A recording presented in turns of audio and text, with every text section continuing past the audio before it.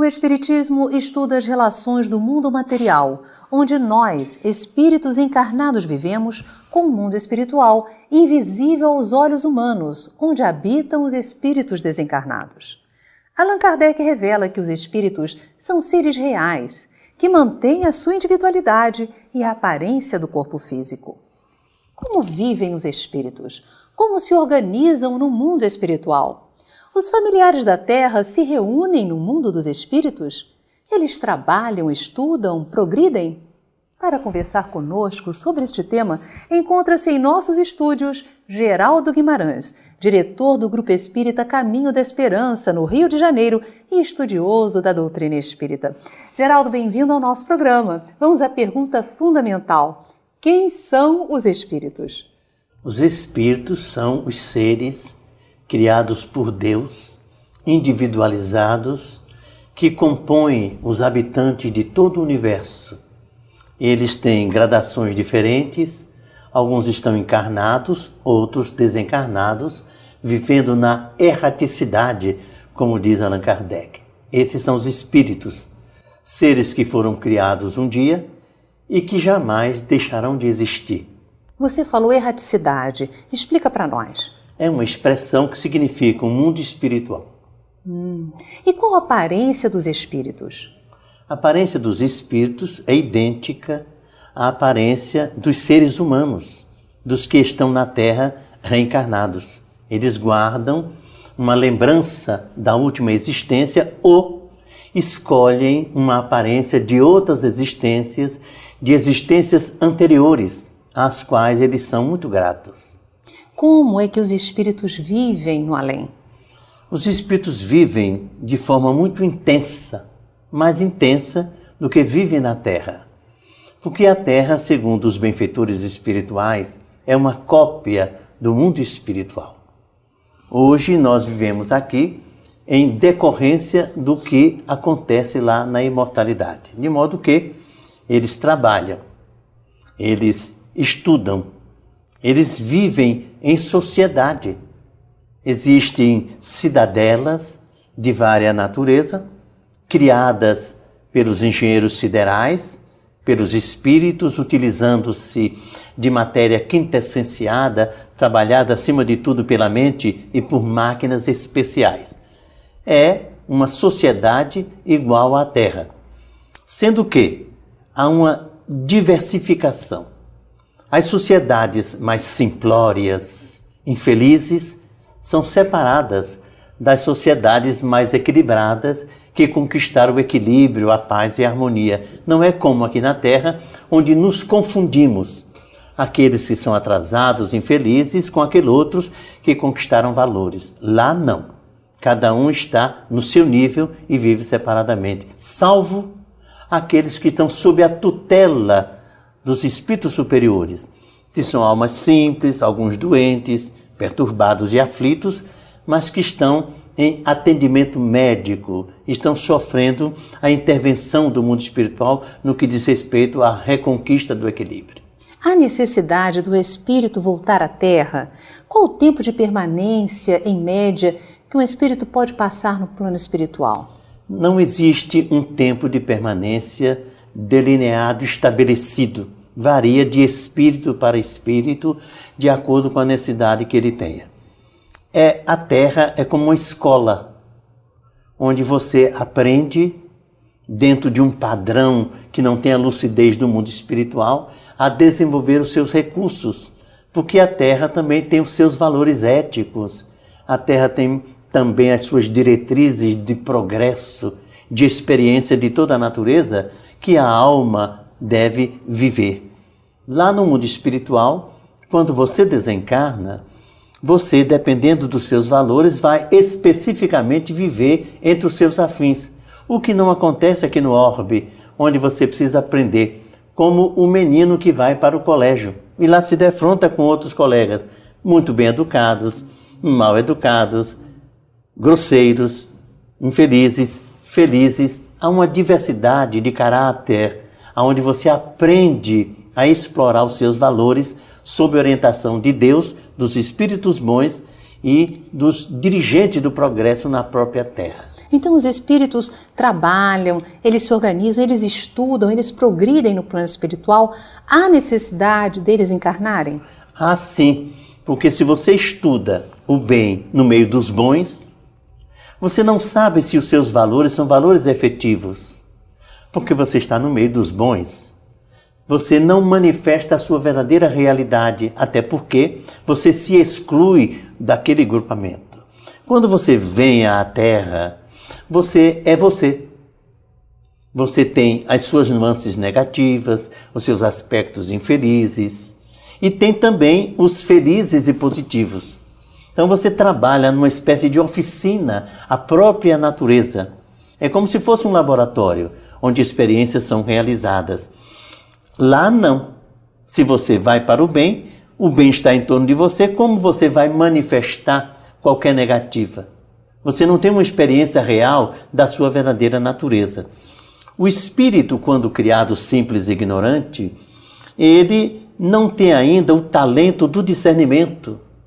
Ele não tem a maturidade intelectual que lhe permite a escolha. Para ser, o indivíduo precisa saber, principalmente no campo da ética, que engloba as virtudes de um modo geral. Como você vai escolher o ideal? O ideal é algo interior. Os materialistas não têm ideais. O ideal significa o amanhã, depois da morte. Eles não acreditam nisso, acreditam hoje, logo o ideal não existe. O ideal é viver bem agora. E então você traz dentro de você essa possibilidade. Só que a natureza coloca para a sua sobrevivência os estímulos automáticos que vêm desde o mundo animal inferior. Você, para sobreviver, não precisa entender. Há dentro de você um comando automático, há uma lei que faz você viver, sobreviver, buscar o que está dentro das matrizes básicas na sua natureza mais íntima. Isso é a vida na Terra. À medida que você vai amadurecendo, à medida que você vai aprendendo, você vai discernir. Você vai poder fazer escolhas, porque você aprende o que é certo e o que é errado. Depois você começa também a sonhar, a criar. Você mergulha no mundo da beleza, da ética, da estética. Você vai se tornando um ser além da mediocridade. Por exemplo, existe o carteiro, que entrega cartas notáveis. Existem aqueles que escrevem as cartas. Então, nós, quando vivemos na Terra no início, nós somos os carteiros. Agora, nós precisamos escrever as cartas. Só faremos isso quando progredirmos, quando avançarmos. A Terra, por exemplo, é muito jovem, tem 10 milênios de civilização, não significa coisa alguma. Então, nós temos um patrimônio notável, ético, moral, cultural, mas, na verdade, entre saber e ser, a diferença é muito grande. O homem sabe, mas não é. Daí porque uma sociedade dessa, com homens notáveis, ainda vive na miséria, no abandono e na fome. Agora, Geraldo, quando nós encarnamos, nós nos esquecemos das nossas experiências no plano espiritual. O que nós precisamos fazer para aproveitar ao máximo essa oportunidade aqui na Terra? É muito difícil dizer isso para os outros. Como é que ele deve fazer para aproveitar?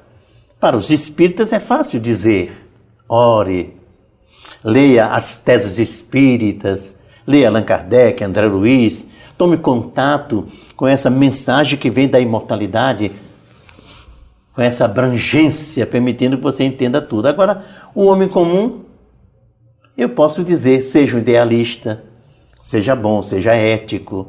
A Terra tem um patrimônio cultural, tem um patrimônio moral mais do que significativo.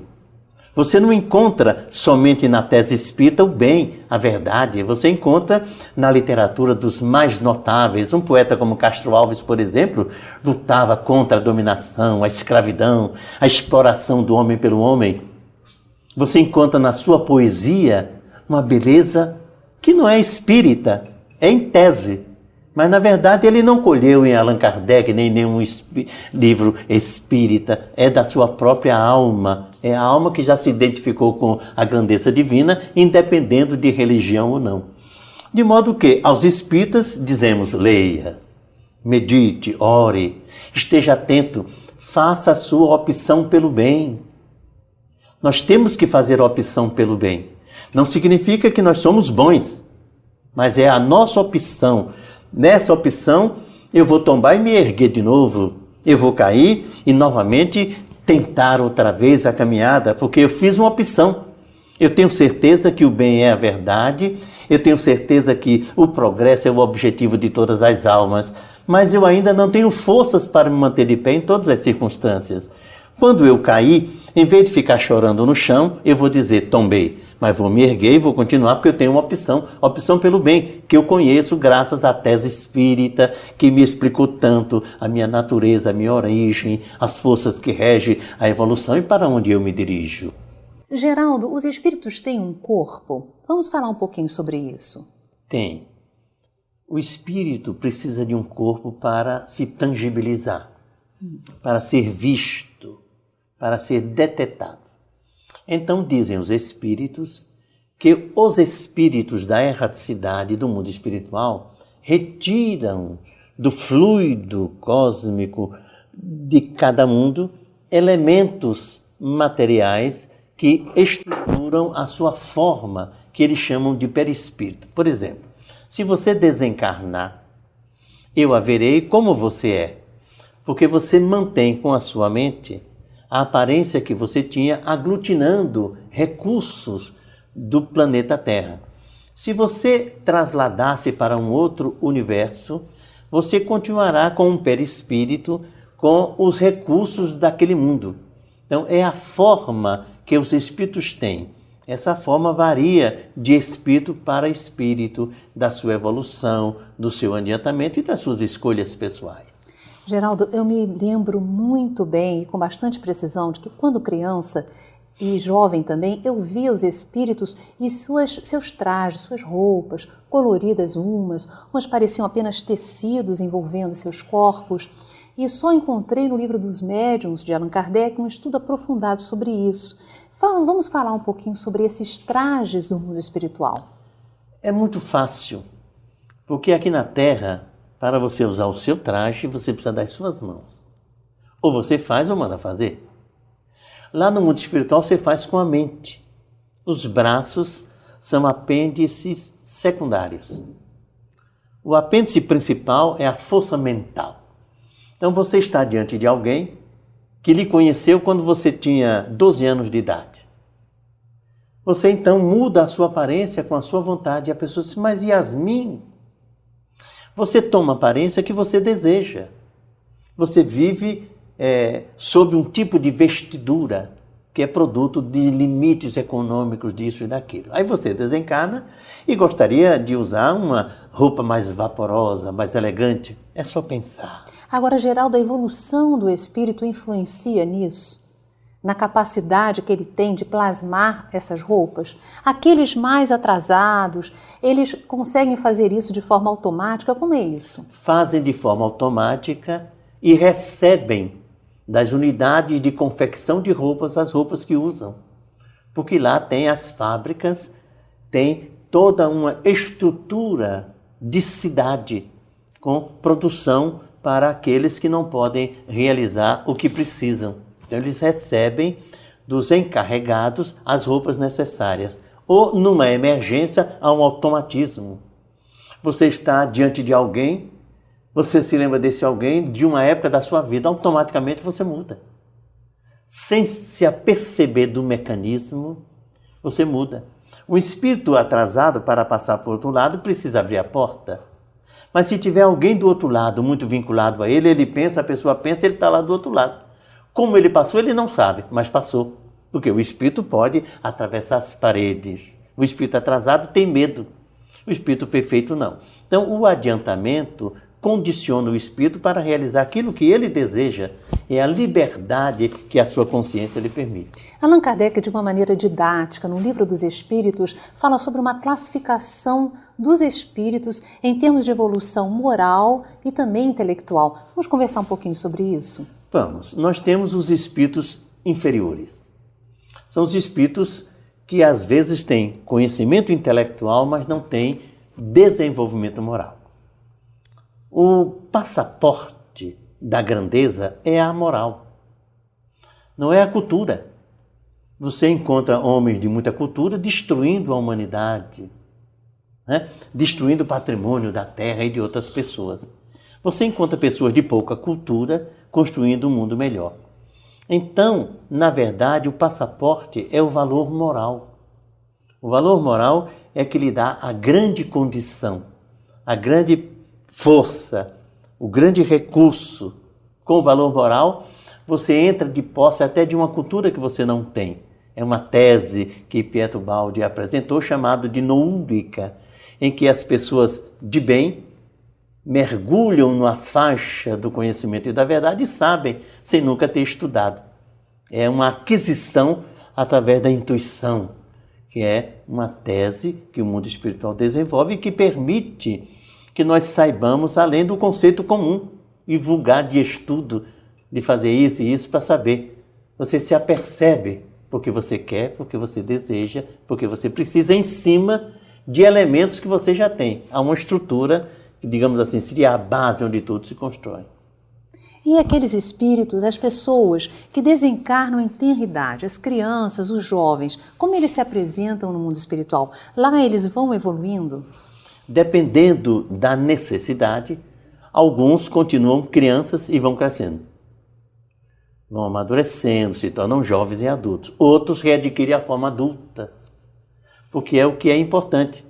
De que adianta você desencarnar, ter 2 anos, quando não há necessidade de você fazer a experiência da passagem através do tempo.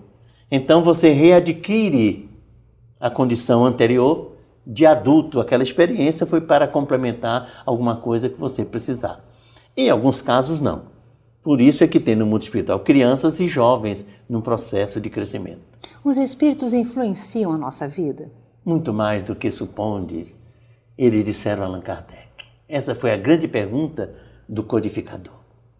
Beneficamente não tem problema, mas também existem aqueles espíritos que tentam nos encaminhar para o desequilíbrio? Não nos encaminha, porque só encaminha quem está desequilibrado. Um espírito bom vai encontrar nos bons a matéria-prima que precisa. Mas a resposta dos espíritos Allan Kardec é antológica. Os espíritos influenciam a nossa vida muito mais do que imaginais, do que supondes. Na maioria das vezes são eles que vos dirigem. Aí você pensa, os maus nos dirigem? Não, o bem nos dirige. O mal se utiliza dos nossos fracassos, não dirigem coisa nenhuma. Você já viu o mal dirigir alguma coisa? Ele é um atormentado, o espírito mau é infeliz, é um psicopata, é um doente da emoção. Vai dirigir o quê? Ele tem ódio, ele está alienado, ele está por baixo. É uma necessidade poderosa, é uma compulsão de dominação. Não é direção. Direção, se você for olhar no léxico, significa seguir um caminho, seguir uma estrada, seguir uma diretriz. Isso é dirigir. Você manipula os mecanismos de locomoção, você mesmo, ou dos quais você pode usar para trasladar-se mais depressa. Então eles não dirigem. Quem nos dirige são os espíritos bons, é o bem. E lembre-se, Deus está em toda parte. Ele é imanente. Embora uma individualidade, Ele está em todo o universo. A sua presença é como um magnetismo absoluto. Ele é o Pai. Não é o Pai ausente, é o Pai presente. Mais do que presente, atuante, vitalizando, fortalecendo, direcionando. A alma é que não lhe ouve os conselhos, como o filho muitas vezes desdenha a palavra dos pais que lhe aconselha a diretriz sadia. Deus palpita em nossa natureza, palpita no universo onde nos encontramos em toda parte. Basta que o homem pare um pouco, né? Se concentre e ele vai ouvir, ele vai sentir a presença de Deus, porque ele é uma parte de Deus, ele foi criado à sua imagem e semelhança. Geraldo, nós vamos encontrar os nossos amores no plano espiritual, eles nos aguardam. O amor é eterno, o amor não acaba nunca. Qualquer tipo de amor que você experimente um dia perdurará.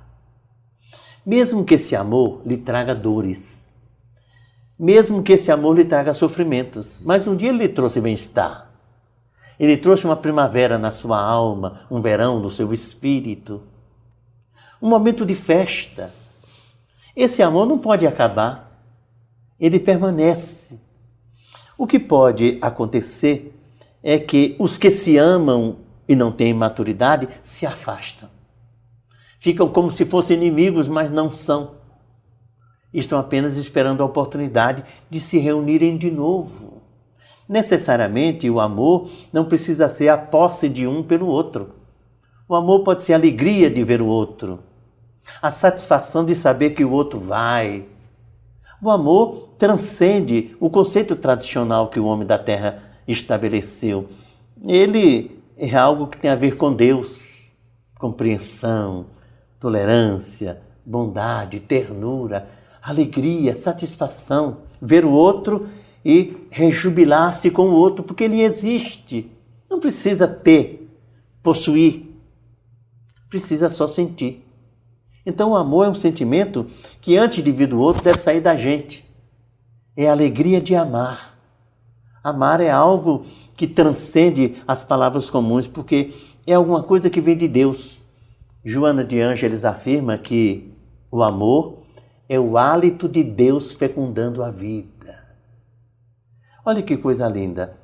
Um homem do Oriente perguntou a Deus, que era seu amigo: Deus, quando o homem erra, como é que você pune?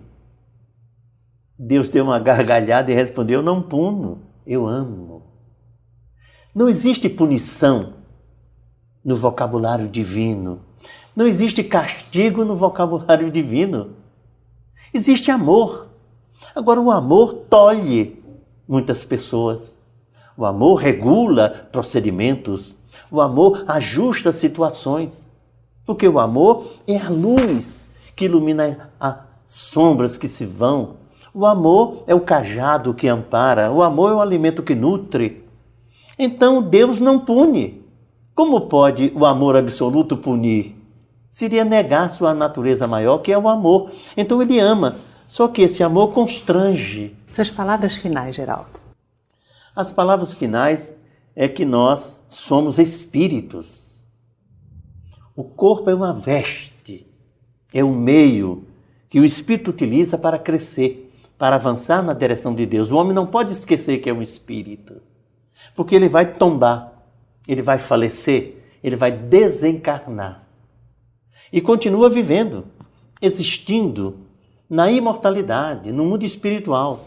E lá, ninguém é aquilo que pensava ser, o que desejam que a gente seja.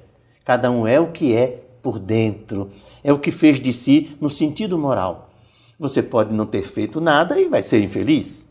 Mas se você fez alguma coisa, tentou pelo menos, buscou os caminhos, você é amparado e protegido, porque você é o emergente nos caminhos de Deus em busca da felicidade.